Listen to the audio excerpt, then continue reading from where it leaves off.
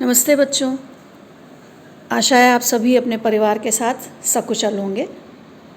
आज हम लोग पूरक पुस्तक वेतान का दूसरा पाठ जूझ उसका अध्ययन करेंगे और इस पाठ के लेखक हैं आनंद यादव। आनंद यादव जी का संक्षिप्त परिचय जान लेते हैं। इनका जन्म हुआ सन 1935 में कागल, कोल्हापुर, महाराष्ट्र में। पूरा नाम है आनंद रतन यादव। आपने मूलतः मराठी भाषा में उपन्यास, समालोचनात्मक निबंध, कविता संग्रह आदि लिखे हैं और आपको नटरंग के लिए भारतीय ज्ञानपीठ पुरस्कार से भी नवाजा गया है। जूझ उपन्यास पर 1990 में साहित्य अकादमी पुरस्कार मिला है। आप रंगकर्म से भी जुड़े हुए रहे हैं और इसीलिए आप नीचे देख पा रहे हैं इनको मराठी सिनेमा से संबंधित भी एक महत्वपूर्ण इकाई के बारे में इनको जाना जाता है। कहानी का पूरा सार हम लोग कुछ मुख्य बिंदुओं के आधार पर जान लेते हैं। कहानी का शीर्षक है जूझ। जूझने का तात्पर्य ही है संघर्ष करना। तो जो कहानी का मुख्य पात्र है आनंदा, वो किस प्रकार संघर्ष करता है और अपने पुनः विद्यालय जाने के लक्ष्य को प्राप्त करता है, इसका ही वर्णन इस कहानी में किया गया है। लेखक की पढ़ने की इच्छा लेकिन पिता का असहयोग। लेखक के पिता चाहते थे कि वह खेती का काम करे, लेकिन लेखक का मानना था कि खेती के काम में ज़्यादा लाभ नहीं है, इसलिए वह पढ़कर कुछ और काम करना चाहता था। कक्षा 4 के बाद पढ़ाई बंद और कोल्हू पर काम करने की बाध्यता। लेखक के पिता गांव के अन्य लोगों से पहले ही गुड़ बनाना चाहते थे, जिससे अव्वल दर्जे के गुड़ आने के पहले ही उनके गुड़ की बिक्री हो सके और उन्हें भरपूर लाभ मिल सके। अतः लेखक को गन्ने का रस निकालने के लिए कोल्हू पर काम करना पड़ता था और इसके लिए ना चाहते हुए भी लेखक वो काम करता था। लेखक द्वारा माँ से विनती कि वह दत्ताजी राव से इस विषय में बात करें। दत्ताजी राव गांव के एक प्रतिष्ठित जमींदार हैं और उनकी बात को कोई भी नहीं टालता। उनका सम्मान करना या उनके द्वारा बुलाया जाना आदमी अपने आप में गर्व का विषय समझता है। तो लेखक जो है वो अपनी माँ से विनती करता है। एक दिन उनकी माँ कंडे बना रही होती हैं और वो उनकी सहायता कर रहे होते हैं। उस समय वो अपनी माँ से कहते हैं कि वो किसी तरह से दत्ताजी राव से बात कहे और दत्ताजी राव के समझाने पर उनके पिता उनकी पढ़ाई के लिए मान जाएंगे। माँ पिता के स्वभाव व दृष्टिकोण को बताते हुए अपनी असमर्थता प्रकट करती हैं। फिर लेखक के बार बार कहने पर वो इस बात के लिए राज़ी हो जाती हैं कि वे दत्ताजी राव के पास चलेंगी और उनसे इस विषय में बात करेंगी। दत्ताजी राव की योजना अनुसार लेखक के पिता से बातचीत। लेखक की माँ दत्ताजी राव को सारी बात बताती है और यह भी कहती हैं कि उन दोनों के यहाँ आने के बारे में लेखक के पिता को ना बताएं।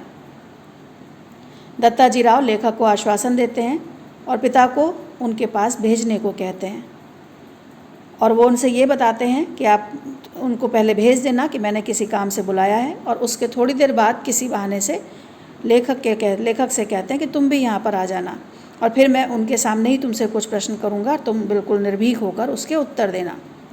इस प्रकार लेखक के पिता दत्ताजी राव के पास पहुँचते हैं और फिर दत्ताजी राव लेखक के सामने ही उनसे बहुत सारे प्रश्न पूछते हैं और अंत में उनसे हामी भरवा लेते हैं कि वो लेखक को पुनः पाठशाला भेजेंगे।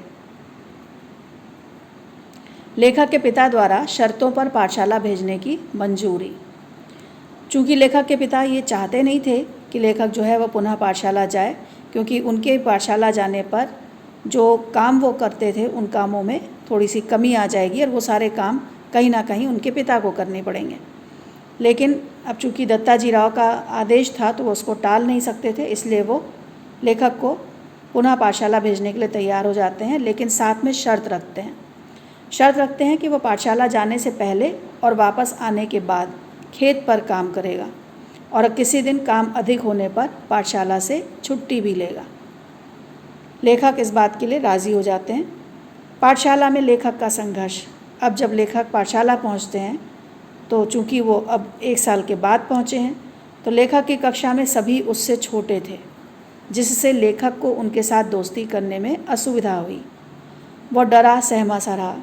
कुछ बच्चों ने उसे परेशान किया, उसका अंगोछा मास्टर की मेज पर रख दिया, उसकी धोती की लांग खींच दी। इन सब से वह थोड़ा खिन्न हुआ, लेकिन धीरे धीरे उसका मन लगने लगा और वह पुनः पढ़ाई शुरू होने के कारण खुश रहने लगा। कक्षा में मॉनिटर बना। गणित के अध्यापक मंत्री पढ़ने वाले बच्चों को शाबाशी देते हैं और जो बच्चा ठीक से पढ़ाई नहीं करता उसको मारते भी हैं। कक्षा में एक बच्चा है वसंत पाटिल, जो कक्षा का मॉनिटर बनता है। वो पढ़ने में भी अच्छा है और वो जो भी बात उससे पूछी जाती है, जो भी प्रश्न उनसे पूछा जाता है, वो उसका तुरंत उत्तर देता है। इसलिए जो मास्टर जी हैं वो उसको बहुत पसंद करते हैं। वो उसको मॉनिटर बना देते हैं और वो बाकी बच्चों की कॉपियाँ भी जांचता है।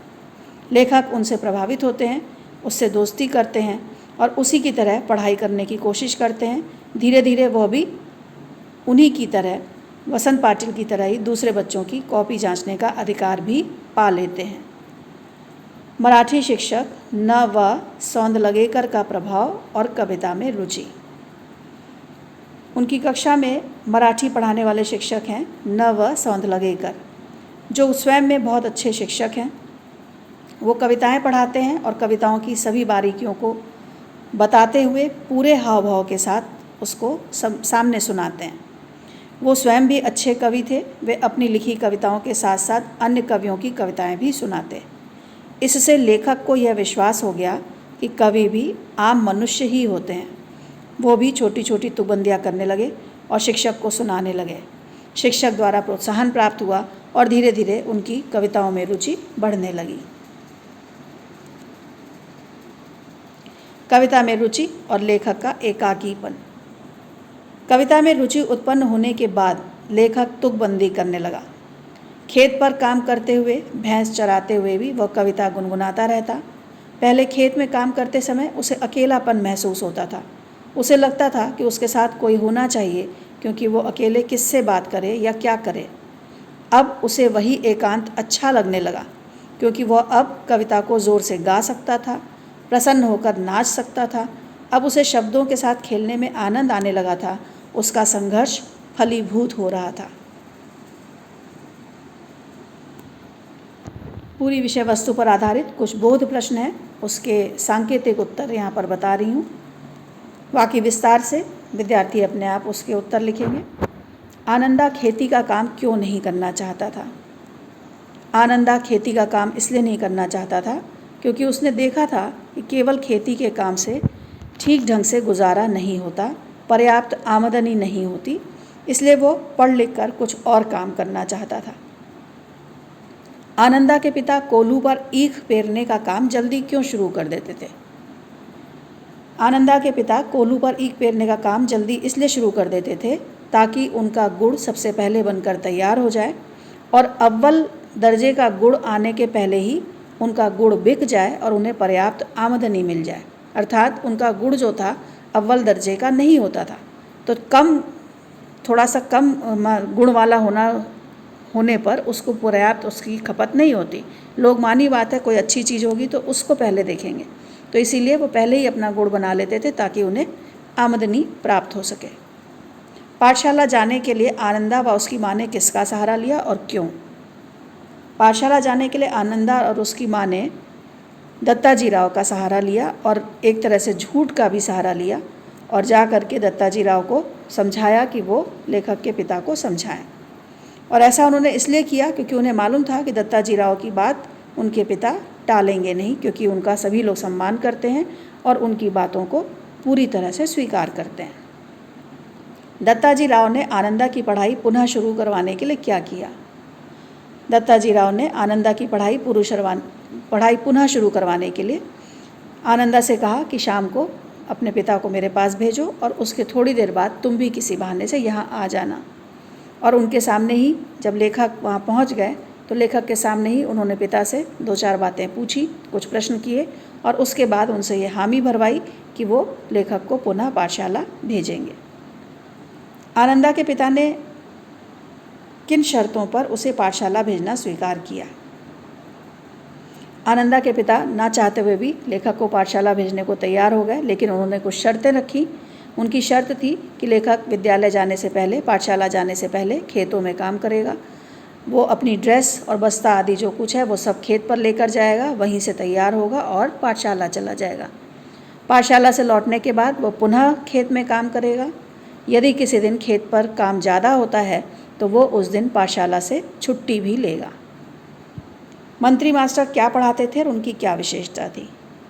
मंत्री मास्टर गणित पढ़ाते थे। उनकी विशेषता थी कि जो भी बच्चा अच्छा काम करता था वो उसको शाबाशी देते थे, उसको प्रोत्साहित करने के लिए वो उसको मॉनिटर बना देते थे, उससे अन्य बच्चों की कॉपियाँ भी जांचने का अधिकार देते थे, और साथ ही जो बच्चा ठीक से पढ़ाई नहीं करता था, ढिलाई करता था, वो उसकी पिटाई भी करते थे। वसंत पाटिल से लेखक कैसे प्रेरित हुआ? वसंत पाटिल लेखक की कक्षा का एक मेधावी छात्र था जो गणित में बहुत अच्छा था, और उसके काम को देख करके उसकी तुरंत उसके उत्तर देने के कारण जो लेखक के मास्टर थे, मंत्री मास्टर, उन्होंने वसंत पाटिल को कक्षा का मॉनिटर बना रखा था। वसंत पाटिल अपना काम पूरा करने के बाद अन्य बच्चों की कॉपियाँ जांचता था। इसको देख करके लेखक उनसे प्रभावित हुए। लेखक ने भी वसंत पाटिल की ही तरह पढ़ना शुरू किया, काम करना शुरू किया, और धीरे धीरे वो भी मंत्री मास्टर का प्रिय विद्यार्थी बन गया।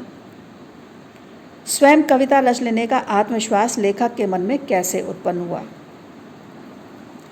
जब मराठी शिक्षक श्री सौंदलगीकर जी ने कविता को ठीक ढंग से पूरे हाव भाव से बारीकियों के साथ पढ़ाना शुरू किया, और साथ में उन्होंने अपनी लिखी हुई कुछ कविताएं भी सुनाई, और छोटी छोटी उन्होंने तुकबंदियाँ करके भी वहाँ पर कक्षा में उसका प्रदर्शन किया। इन सबको देखने के बाद, सुनने के बाद लेखक को लगा कि कविता लिखना या कवि होना कोई अलग बात नहीं है, कवि भी सामान्य मनुष्य ही होते हैं। और इस तरह से उनके मन में कवि और कविता के प्रति एक रुचि जागृत हुई, और धीरे धीरे जब वो तुकबंदियाँ करने लगे और उस पर उनके शिक्षक के द्वारा उन्हें शाबाशी मिलने लगी, तो कविता रच लेने का आत्मविश्वास उनके मन में पैदा हो गया। श्री सौंदलगीकर के अध्यापन की क्या विशेषताएं थीं? श्री सौंदलगीकर मराठी भाषा के शिक्षक थे। वो सभी कविताओं को उचित स्वर में यति गति का ध्यान रखते हुए सस्वर वाचन करके पूरे हाव भाव के साथ पढ़ाते थे। कविता पढ़ाने के साथ साथ वो उससे जुड़ी हुई अन्य छोटी छोटी बातों को भी स्पष्ट करते जाते थे। कई बार वो अन्य कवियों की रचनाओं के साथ साथ अपनी लिखी हुई कविताएं भी कक्षा में सुनाते थे, और जो भी बच्चा उसमें अपनी रुचि जाहिर करता था वो उसको पूरी तरह से प्रोत्साहित करते थे। कविता के प्रति लगाव से पहले और उसके बाद अकेलेपन के प्रति लेखक की धारणा में क्या बदलाव आया? कविता के प्रति लगाव से पहले लेखक को वो एकांत अच्छा नहीं लगता था।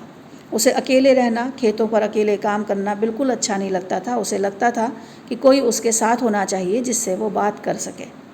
लेकिन जब कविता के प्रति लगाव पैदा हो गया और वो छोटी छोटी तुकबंदियाँ करने लगा, तो उसको वही एकांत बहुत अच्छा लगने लगा, क्योंकि अब वह उस एकांत का सदुपयोग कर सकता था।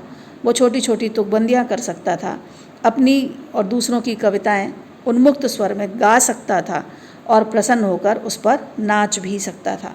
इसलिए अब वो एकांत उसे अच्छा लगने लगा। जूझ शीर्षक की सार्थकता स्पष्ट कीजिए। जूझ का अर्थ होता है संघर्ष, और पूरे पाठ में लेखक अर्थात आनंदा के द्वारा कई स्थितियों में संघर्ष करने की स्थिति को प्रकट किया गया है।